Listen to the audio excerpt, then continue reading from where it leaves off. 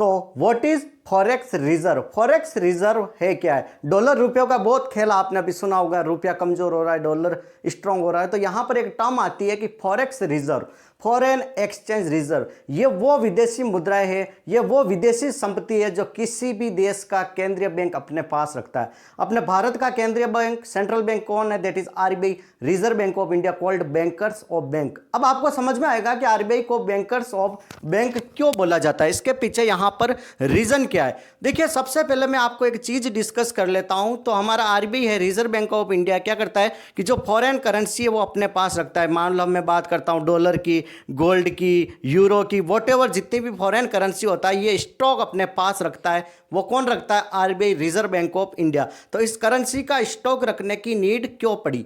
ध्यान से सुनना कि आपकी महीने की सैलरी है 50,000 रुपये। कितनी? 50,000 रुपये एक महीने का कमाते हो, लेकिन आप अपने अकाउंट में 6 से 7 लाख रुपए का बैकअप रखते हो कि कल को कुछ हो जाए, कुछ इमरजेंसी आ जाए, मेडिकल इमरजेंसी आ जाए, तो वो पैसा आप एक्स्ट्रा रखते हो अपने पास।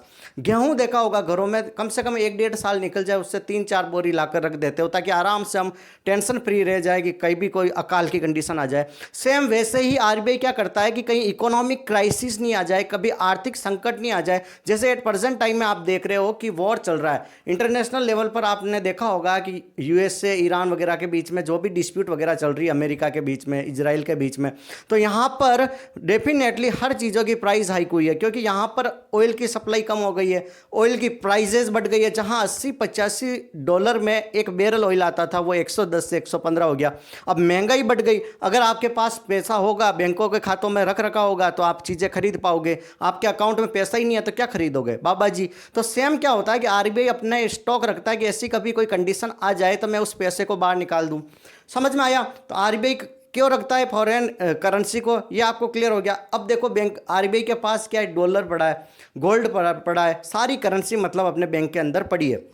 अब प्रॉफिट क्या होगा कि एट प्रेजेंट टाइम क्या हो रहा है? डॉलर स्ट्रांग हो रहा है, रुपया गिर रहा है। तो अब आरबीआई चाहेगा कि रुपये की इतनी भी वैल्यू डाउन नहीं हो जाए कि जो फॉरेन इन्वेस्टर है ना, वो इंटरेस्ट ही नहीं लेके, यार भारत का रुपया तो बिल्कुल वीक हो रहा है।